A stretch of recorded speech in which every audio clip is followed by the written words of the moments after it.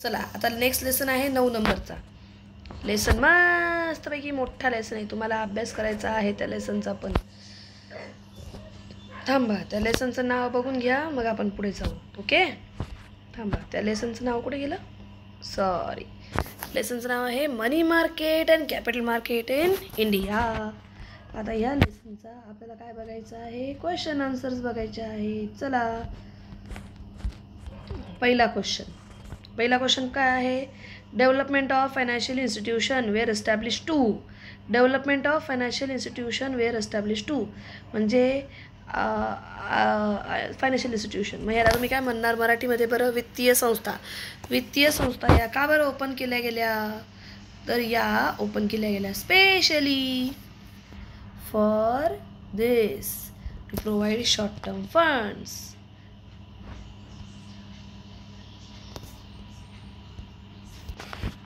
Sorry, याचं उत्तर तुम्हाला लिहायचं आहे sorry develop industries, agriculture and other key sectors. त्यासाठी फायनान्शियल इन्स्टिट्यूशन ओपन झालेले आहेत, ज्यांचं नाव डेव्हलपमेंट फायनान्शियल इन्स्टिट्यूशन आहे. आणि वित्तीय विकास संस्था या स्पेशली का स्थापन झालेल्या आहेत? तर industry, agriculture and other key sectors यांच्या विकासासाठी स्थापन झालेल्या आहेत. 2 नंबरचा क्वेश्चन काय आहे तुमचा बघा. Money market faces shortage of funds due to. नाणे बाजारामध्ये निधीची कमतरता का भासते? तर इनॲडिक्वेट सेव्हिंग्समुळे. लोक व्यवस्थित बचतच करत नाहीत. अपुऱ्या बचतीमुळे नाणे बाजारामध्ये फंड्सची शॉर्टेज, निधीची कमतरता भासते. नेक्स्ट क्वेश्चन आहे individual investors have lost confidence in capital market due to. जे वैयक्तिक गुंतवणूकदार आहेत त्यांचा भांडवल बाजारावर जास्त विश्वास नसतो. कारण काय? तर फायनान्शियल स्कॅम्समुळे, वित्तीय घोटाळ्यांमुळे.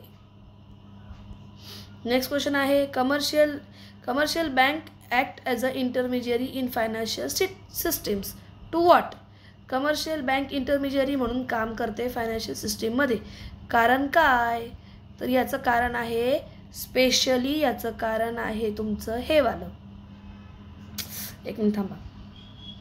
याचं कारण आहे to mobilize saving and allocating them to various sectors of the economy. संपूर्ण अर्थव्यवस्थेमध्ये पैशाची काय करणे?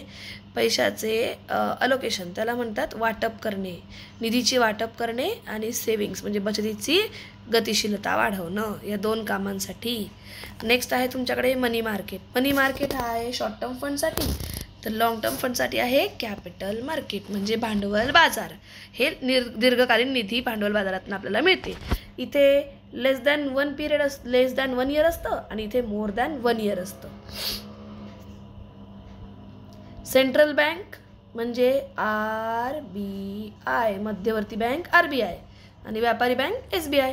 नंतर कोऑपरेटिव्ह बँक्स हे ऑर्गनाइज सेक्टर आहे, तर इंडिजिनियस बँकर्स, त्याच्यानंतर मनी लेंडर्स हे आणि हे काय आहेत? इंडिजिनियस बँकर्स, मनी लेंडर्स हे लोक काय आहेत बरं? हे लोक आहेत अनऑर्गनाइज सेक्टर. अनऑर्गनाइज सेक्टर म्हणजे असंघटित क्षेत्र. नंतर आहे सेकंडरी मार्केटमध्ये ओल्ड इश्यू होतो, म्हणजे दुय्यम भाग बाजारामध्ये जुन्या भागांची विक्री होते. तर प्रायमरी मार्केटमध्ये न्यू शेअर्सचा न्यू इश्यू होतो, म्हणजे नवीन भागांची विक्री होते. कोणत्या बाजारामध्ये? प्राथमिक बाजारामध्ये. नेक्स्ट आहे तुमचा ऑड वर्ड आउट. चला, ऑड वर्ड आउट काय आहे? Types of bank accounts. आपल्याकडे सेव्हिंग अकाउंट बँक अकाउंट आहे, RD अकाउंट बँक अकाउंट आहे, करंट अकाउंट बँक अकाउंट आहे, पण डीमॅट हे बँक अकाउंट नाही. म्हणजे आपलं उत्तर काय आहे? डीमॅट. नंतर अनरेग्युलेटेड फायनान्शियल इंटरमिजियरीज, निधी, चिटफंड, लोन कंपनी या सगळ्या रेग्युलेटेड आहेत, ज्याच्यामध्ये सरकारचं नियंत्रण नसतं, म्हणजे अनियंत्रित आहेत. पण म्युच्युअल फंड इज नियंत्रित, म्हणजे म्युच्युअल फंड उडाला. नंतर फायनान्शियल ॲसेट्समध्ये कोण कोण येतं बघा बरं तुमच्या इथे. फायनान्शियल ॲसेट्समध्ये बॉन्ड्स येतात, गव्हर्नमेंट सिक्युरिटी येतात, डेरिव्हेटिव्ह येतात. काय येत नाही? लँड, भूमी ही वित्तीय मालमत्ता नाही. आणि क्वांटिटेटिव्ह टूल्स, क्वांटिटेटिव्ह म्हणजे संख्यात्मकमध्ये इथे कोण येत नाही? तर संख्यात्मकमध्ये आपल्याकडे कोण येत नाही बरं? दाखव तुम्हाला. चला मी तुम्हाला दाखवते संख्यात्मकमध्ये कोण येत नाही. आपल्याला बघायचे आहेत RBIचे फंक्शन्स. कोणाचे बघायचे आहेत आपल्याला? RBIचे फंक्शन्स. थांबा हां. RBI RBI RBI RBI RBI RBI RBI हे बघा, ही RBI. आपल्याकडे RBIचे हे फंक्शन्स आहेत.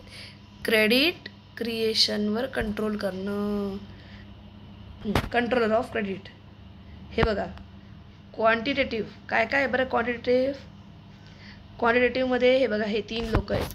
Bank rate, open market operations, variable reserve ratios, statutory liquidity ratio, cash reserve ratio, हे सगळेच्या सगळे क्वांटिटेटिव्ह आहेत, संख्यात्मक नियंत्रणाचे साधनं आहेत. मग आता उरला कोण आपल्याकडे? गुणात्मकवाला. तो जो आहे तो आपल्याला बघायचा आहे. चला आलो आपण क्वेश्चनवर. गुणात्मकमध्ये कोण येईल बरं? चला बघूयात आपण. मग उरला कोण? हा बघा, हा फॉरेन एक्सचेंज रेट.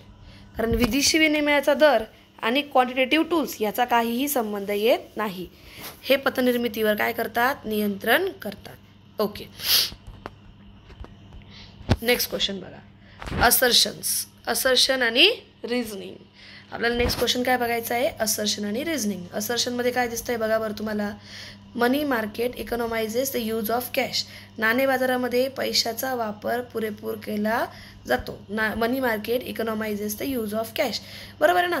पैशांचा वापर काटकसरीने करायला कोण शिकवतं? मनी मार्केट शिकवतं. काटकसरी म्हणजे पैसा रे, कागदाचा हाताळणी कमी करणं, हे तुम्हाला नाणे बाजार शिकवतो. रिझन काय आहे? त्यांनी रिझन दिले, ते करेक्ट आहे का ते पण चेक करायचं आहे. Money market deals with financial instruments that are close substitute of money. म्हणजे नाणे बाजार, money market economises the use of cash. नाणे बाजारामध्ये कॅशचा वापर कसा केला जातो? कमी केला जातो. याचं उत्तर काय दिलं त्यांनी? Money market deals with financial instrument that are close substitute of money.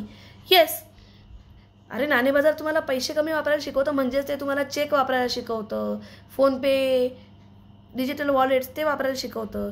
म्हणजे पहिलं पण उत्तर बरोबर आहे, त्याचं रिझन पण बरोबर आहे आणि त्याचं करेक्ट एक्सप्लेनेशन पण आहे. म्हणजे both are true and correct explanation. हे उत्तर कुठे आहे? सीमध्ये आहे. म्हणजे तुझं उत्तर पहिल्याचं काय आहे? सी आहे. नंतर काय आहे? चला बघूयात. Regional stock exchange have witness sharp decline in volume of trade. Regional म्हणजे प्रादेशिक भाग बाजार आहेत ना, जे मुंबई भाग बाजार आणि नॅशनल स्टॉक एक्सचेंज, हे जे 2 स्टॉक एक्सचेंज आहेत, हे सोडले तर याच्या व्यतिरिक्त जेवढे स्टॉक एक्सचेंज आहे तिथे व्यापार कमी प्रमाणात होतो आहे. ह्याचं होतो आहे का नाही? येस. कारण करेक्ट आहे का ते चेक करूयात. चला. Investors prefer to trade in securities listed in primary stock exchanges like BSE and NSE. म्हणजे लोकांना आहे ना बॉम्बे स्टॉक एक्सचेंज आणि नॅशनल स्टॉक एक्सचेंजवर सर्वात जास्त विश्वास असतो. तर येस, हो, त्याच्यावरच विश्वास असतो. म्हणून तर लोक प्रादेशिक म्हणजे रिजनल स्टॉक एक्सचेंजवर शेअर मार्केटवर ट्रेड करत नाही. म्हणजे हे पण करेक्ट आहे, हे पण करेक्ट आहे आणि हे जे आहे ना, हे याचं करेक्ट रिझनिंग आहे. म्हणजे आपलं उत्तर आहे याचं सी. असर्शन पण करेक्ट आहे, म्हणजे वाक्य पण करेक्ट आहे, रिझनिंग म्हणजे तर्क पण बरोबर आहे आणि हा तर्क बरोबर त्या विधानाचाच तर्क आहे, विधानाचंच कारण आहे. Next question. The unorganised sector of money market lacks transparency. नाणे बाजारामध्ये जे असंघटित क्षेत्र आहे त्याच्यामध्ये ट्रान्सपरन्सी, पारदर्शकता जरा कमीच आहे. येस, हे ट्रू आहे. Activities of unorganised sector are largely confined to rural areas. आणि ह्या ॲक्टिव्हिटीज असतात त्या स्पेशली रुरल एरियाजमध्ये होतात. येस, ह्या गोष्टी स्पेशली रुरल एरियाजमध्ये होतात. पण ट्रान्सपरन्सीचा आणि ह्याचा काही संबंध नाही आहे. म्हणजे याचं उत्तर काय आहे बरं? ए पण बरोबर आहे, आर पण बरोबर आहे, पण एक्सप्लेनेशन काय करेक्ट नाही. म्हणजे याचं उत्तर आहे काय बरं? याचं उत्तर आहे डी, म्हणजे 4th वालं. Next question. आवाज कमी. Next question. Foreign exchange management and control is undertaken by commercial bank. Foreign exchange management आणि कंट्रोल हे कमर्शियल बँक करते. No, false. याचं उत्तर फॉल्स आहे. रिझनिंग बघूयात चला याचं. RBI has to maintain official exchange rate of rupee and ensure it stability. Yes, हे तर करेक्ट आहे. पण ए फॉल्स आहे ना यार, म्हणजे उत्तर आहे सेकंड नंबरचं, A is false but reasoning is true. कारण RBI ही कंट्रोल करत असते कशावर, फॉरेन एक्सचेंज रेटवर. ओके, नेक्स्ट क्वेश्चन आहे identify the concept. Identify the कन्सेप्टमध्ये काय म्हटलं आहे, Raghu's father regularly invest his money in stock and bonds. म्हणजे ते कॅपिटल मार्केटमध्ये इन्व्हेस्ट करतात. कोणत्या मार्केटमध्ये, कॅपिटल मार्केट, भांडवल बाजारामध्ये. मग तुम्ही याला एक्सप्लेन कसं करणार, तर तुम्ही एक्सप्लेन करणार की रघुचे वडील हे भांडवल बाजारामध्ये पैशाची गुंतवणूक करत असतात. भांडवल बाजारामध्ये भाग आणि खर्च रोखे बंधपत्रे यांची खरेदी विक्री केली जाते. एक लाईनमध्ये लिहायचं आहे. Next question. Sara makes a monthly contribution to a fund jointly created by her friend and the collected fund is given to a chosen member through lucky draw. याचं उत्तर आहे निधी. ह्याचं उत्तर काय आहे, निधी. निधी म्हणजे काय रे, तर एका प्रकारे भिशी लावली जाते. कळलं का, ठीक आहे.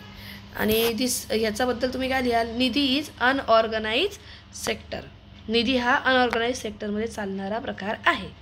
नंतर Tina deposited lumpsum money of 15,000 for 1 year. ही आहे फिक्स डिपॉझिट. याला काय म्हणतात, fix deposit. Fix deposit is a instrument of, किंवा fix deposit is done in money market and it is invested for specific period which can not withdraw before maturity. मॅच्युरिटीच्या आत आपल्याला ते पैसे काढता येत नाही. आणि हे नाणे बाजारामध्ये मुदत ठेव म्हणून म्हटले जाते. नेक्स्ट क्वेश्चन आहे, ABC bank provide demat facility, safe locker facility, internet banking facility. याला म्हणतात ॲन्सिलरी फंक्शन्स ऑफ कमर्शियल बँक. हे आहेत व्यापारी बँकेची दुय्यम कार्ये किंवा प्रातिनिधिक कार्ये. नेक्स्ट आहे money market and capital market. Money market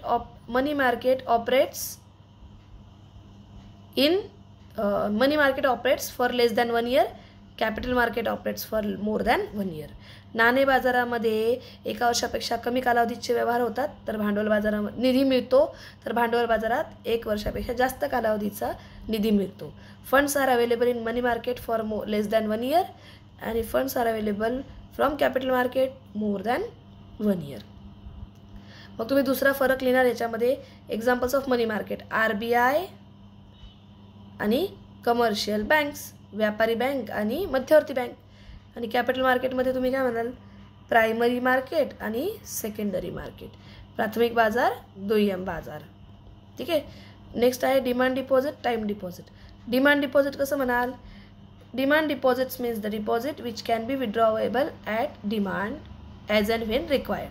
जेव्हा हवे तेव्हा बँकेच्या खात्यातनं रक्कम काढता येते, त्याला म्हणतात मागणी ठेवी. आणि time deposit which can not withdraw before specific period of time. म्हणजे जे ठराविक कालावधीच्या आत आपल्याला बँकेच्या खात्यातनं काढता येत नाही, त्याला मुदत ठेव खाते असे म्हणतात. निश्चित कालावधी ठेव खाते असे म्हणतात. आणि ह्याचे प्रकार आहेत सेविंग अकाउंट, करंट अकाउंट, बचत खाते, चालू खाते. आणि ह्याचे प्रकार आहेत रिकरिंग डिपॉझिट आणि फिक्स डिपॉझिट. म्हणजे आवर्ती ठेव खाते आणि मुदत ठेव खाते. खतम. Organise sector, unorganise sector. Organise sector runs under regulations of RBI and Banking Regulation Act 1949. And unorganized sector is unorganized sector.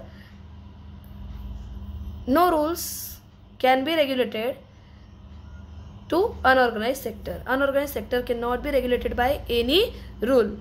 म्हणजे अनऑर्गनाइज सेक्टरवर बँकिंग रेग्युलेशन ॲक्ट हा लागू पडत नाही. ओके. मग ऑर्गनाइज सेक्टरचे तुम्ही एक्झाम्पल काय द्याल, ऑर्गनाइज सेक्टरमध्ये RBI आणि व्यापारी बँकला काय म्हणतात रे, कमर्शियल बँक्स. ओके. आणि अनऑर्गनाइज सेक्टरमध्ये तुम्ही काय लिहाल, nidhi, chit funds and loan companies आणि इंडिजिनियस बँकर्स. निधी, चिट फंड कंपन्या आणि स्थानिक बँकर्स हे तुम्ही याच्यामध्ये एक्झाम्पल देऊ शकता. हा होता तुमचा 10th लेसन.